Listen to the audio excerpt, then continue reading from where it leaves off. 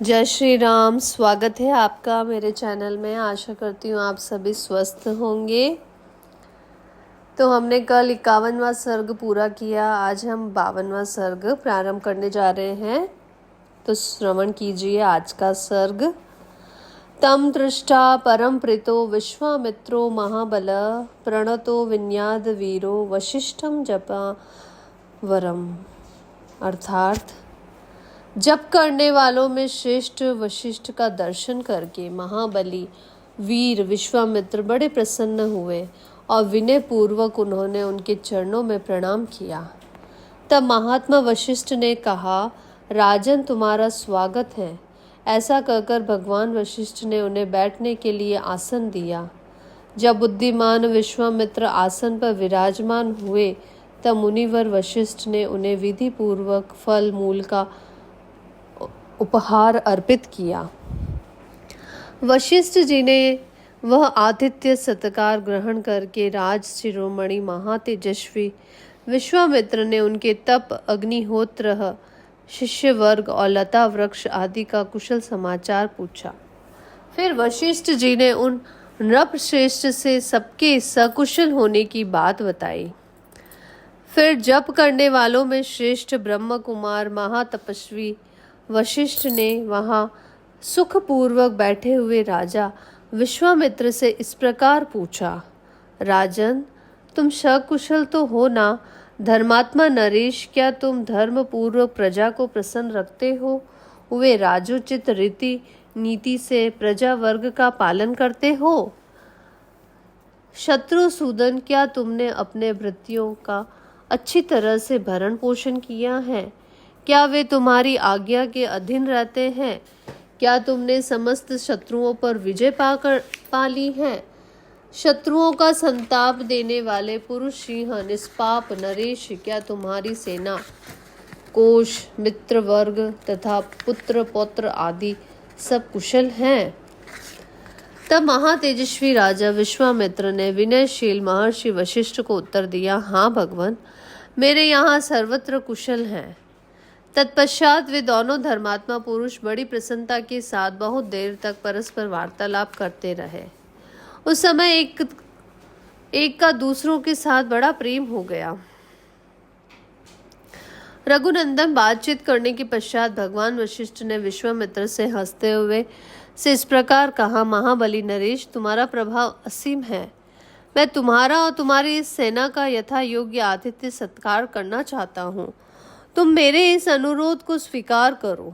राजन, तुम अतिथियों में श्रेष्ठ हो, इसलिए यत्नपूर्वक तुम्हारा सत्कार करना मेरा कर्तव्य है। अतः मेरे द्वारा किए गए इस सत्कार को तुम ग्रहण करो। वशिष्ठ जी के ऐसा कहने पर महाबुद्धिमान राजा विश्वामित्र ने कहा, मुने, आपके सत्कार पूर्ण वचनों से ही मेरा पूर्ण सत्कार हो गया है। भगवान, आपके आश्रम पर जो विद्यमान है उन फल मूल पाद्य और आचमन्य आदि वस्तुओं से मेरा भली भांति आदर सत्कार हुआ है। सबसे बढ़कर जो आपका दर्शन हुआ है, इसी से मेरी पूजा हो गई है। महाज्ञानी महर्षि, आप सर्वथा मेरे पूजनीय हैं, तो भी आपने मेरा भली भांति पूजन किया है, आपको नमस्कार है। अब मैं यहाँ से जाऊँगा, आप मैत्रीपूर्ण दृष्टि से मेरी ओर देखिए। ऐसा कहते हुए राजा विश्वामित्र ने उदार चेता धर्मात्मा वशिष्ठ ने निमंत्रण स्वीकार करने के लिए बार बार आग्रह किया। तब गाधी नंदन विश्वामित्र ने उन्हें उत्तर देते हुए कहा, बहुत अच्छा, मुझे आपकी आज्ञा स्वीकार है। मुनि प्रवर, आप मेरे पूज्य हैं। आपकी जैसी रुचि हो, आपको जो प्रिय लगे वही हो। राजा के ऐसा कहने पर जप करने वालों में श्रेष्ठ मुनिवर वशिष्ठ बड़े प्रसन्न हुए। उन्होंने अपनी उस चित्तकबरी होम धेनु को बुलाया जिसके पाप अथवा मेल धुल गए थे। वह कामधेनु थी। उसे बुलाकर ऋषि ने कहा, सबले शीघ्र आओ और मेरी यह बात सुनो। मैंने सेना सहित इन राजर्षि का महाराजाओं के योग्य उत्तम भोजन आदि के द्वारा आतिथ्य सत्कार करने का निश्चय किया है। तो मेरे इस मनोरथ को सफल करो।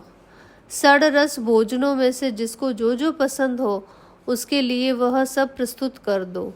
दिव्य कामधेनु, आज मेरे कहने से इन अतिथियों के लिए अभिष्ट वस्तुओं की वर्षा करो।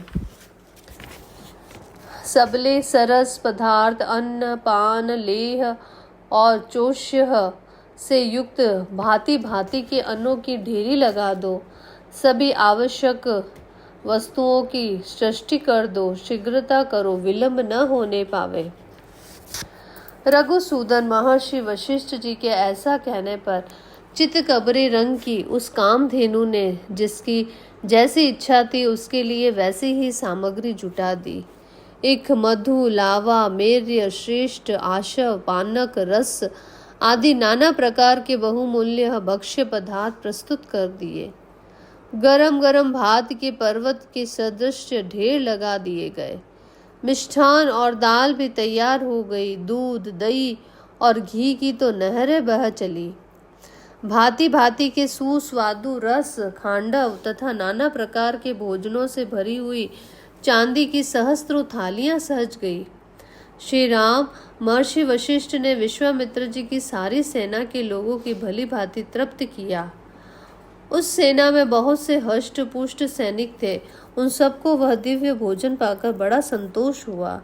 राजर्षि विश्वामित्र भी उस समय अनंतपुरी की रानियों, ब्राह्मणों और पुरोहितों के साथ बहुत ही हष्ट पुष्ट हो गए। अमात्य, मंत्री और भृत्यों सहित पूजित हो वे बहुत ही प्रसन्न हुए और वशिष्ठ जी से इस प्रकार बोले, ब्राह्मण, आप स्वयं मेरे पूजनीय हैं, तो भी आपने मेरा पूजन किया, भली भांति स्वागत सत्कार किया। बातचीत करने में कुशल महर्षि, अब मैं एक बात कहता हूँ, उसे आप सुनिए। भगवान, आप मुझसे 1 लाख गौएं लेकर यह चितकबरी गाय मुझे दे दीजिए, क्योंकि यह गौ रत्न रूप है और रत्न लेने का अधिकारी राजा होता है। ब्राह्मण, मेरे इस कथन पर ध्यान देकर मुझे यह सबला गो दे दीजिए, क्योंकि यह धर्मतः मेरी ही वस्तु है।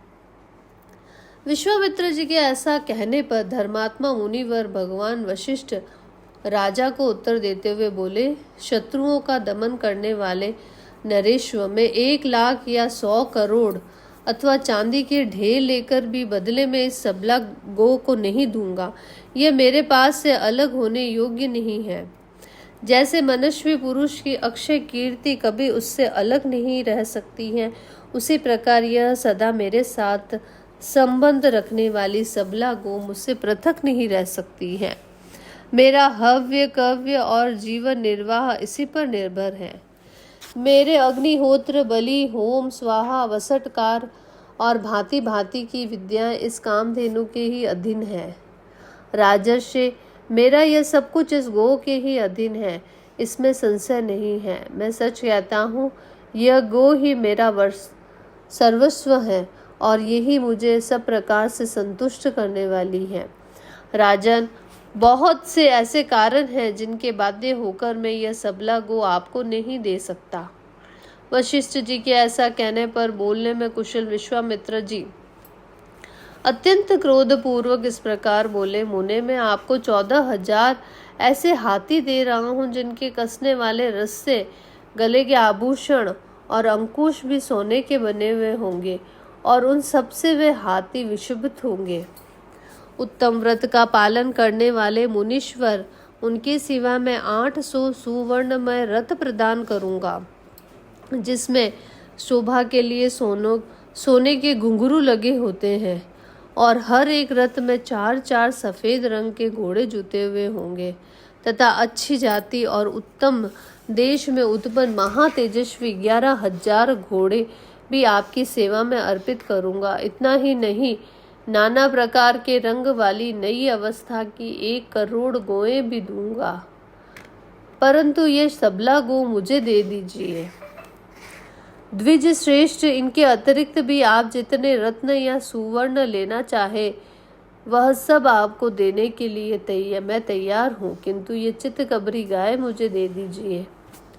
बुद्धिमान विश्वामित्र के ऐसा कहने पर भगवान वशिष्ठ बोले, राजन, मैं ये चितकबरी गाय तुम्हें किसी तरह भी नहीं दूंगा। यही मेरा रत्न है, यही मेरा धन है, यही मेरा सर्वस्व है और यही मेरा जीवन है। राजन, मेरे दर्श पौर्ण मास प्रचुर दक्षिणा वाले यज्ञ तथा भांति भांति के पुण्य कर्म यह गो ही है, इस पर ही मेरा सब कुछ निर्भर है।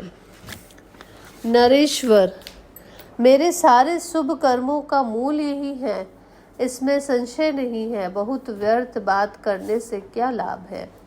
मैं इस कामधेनु को कदापि नहीं दूंगा। श्री राम, जब वशिष्ठ मुनि किसी तरह भी इस कामधेनु को गो को देने के लिए तैयार न हुए, तब राजा विश्वामित्र उस चितकबरे रंग की धेनु को बलपूर्वक घसीट ले चले। रघुनंदन महामनस्वी राजा विश्वामित्र के द्वारा इस प्रकार के ले जाई जाती हुई गो शोकाकुल हो मन ही मन रो पड़ी और अत्यंत दुखित हो विचार करने लगी। ओहो, क्या महात्मा वशिष्ठ ने मुझे त्याग दिया है, जो ये राजा के सिपाही मुझे दीन और अत्यंत दुखिया गो को इस तरह बलपूर्वक ले जा रहे हैं। पवित्र अंतःकरण वाले उन महर्षि का मैंने क्या अपराध किया है कि वे धर्मात्मा मुनि मुझे निरपराध और अपना भक्त जानकर भी त्याग रहे हैं। शत्रु सूदन, यह सोचकर वह गो बार बार लंबी सांस लेने लगी और राजा के उन सैकड़ों सेवकों को झटक कर उस समय महातेजस्वी वशिष्ठ मुनि के पास बड़े वेग से जा पहुंची। वह सबला गो वायु के समान वेग से उन महात्माओं के चरणों के समीप गई और उनके सामने खड़ी हो मेघ के समान गंभीर स्वर से रोती चित्कार करती हुई उनसे इस प्रकार से बोली, भगवान ब्रह्म कुमार, क्या आपने मुझे त्याग दिया है, जो ये राजा के सैनिक मुझे आपसे पास से दूर ले जा रहे हैं। उसके ऐसा कहने पर महर्षि वशिष्ठ शोक संतप्त हृदय वाली दुखिया बहन के समान उस गो से इस प्रकार बोले, सबले, मैं तुम्हारा त्याग नहीं करता। तुमने मेरा कोई अपराध नहीं किया है। ये महाबली राजा अपने बल से मतवाले होकर तुमको मुझसे छीन कर ले जा रहे हैं। मेरा बल इनके सम्मान नहीं है। विशेषतः आजकल ये राजा के पद पर प्रतिष्ठित है। राजा क्षत्रिय तथा इस पृथ्वी के पालक होने के कारण ये बलवान है। इनके पास हाथी, घोड़े, रथों से भरी हुई यह अक्षोहिणी सेना है, जिसमें हाथियों के होदों पर लगे हुए ध्वज सब और फहरा रहे हैं। इस सेना के कारण भी ये मुझसे प्रबल हैं। वशिष्ठ जी के ऐसा कहने पर बातचीत के मर्म को समझने वाली उस कामधेनु ने उन अनुपम तेजस्वी महर्षि से विनय युक्त बात कही। ब्राह्मण, क्षत्रिय का बल कोई बल नहीं है। ब्राह्मण ही क्षत्रिय आदि से अधिक बलवान होते हैं। ब्राह्मण का बल दिव्य है, वह क्षत्रिय बल से अधिक प्रबल होता है। आपका बल अप्रेम्य है। महापराक्रमी विश्वामित्र आपसे अधिक बलवान नहीं है। आपका तेज दुर्दर्श है। महातेजस्वी महर्षि, मैं आपके ब्रह्म बल से परिपुष्ट हुई हूँ, अतः आप केवल मुझे आज्ञा दे दीजिए। मैं इस दुरात्मा राजा के बल, प्रयत्न और अभिमान को अभी चूर्ण किए देती हूँ। श्री राम, कामधेनु के ऐसा कहने पर महायशस्वी वशिष्ठ ने कहा, इस शत्रु सेना को नष्ट करने वाले सैनिकों की सृष्टि करो। राजकुमार, उनका वह आदेश सुनकर उस गौ ने उस समय वैसा ही किया। उसके हुकार करते ही सैकड़ों पहव जाति के वीर पैदा हो गए। वे सब विश्वामित्र के देखते देखते उनकी सारी सेना का नाश करने लगे। इससे राजा विश्वामित्र को बड़ा क्रोध आया और वे रोज से आंखें फाड़ फाड़ कर देखने लगे। उन्होंने छोटे बड़े कई तरह के अस्त्रों का प्रयोग करके उन पहवों का संहार कर डाला।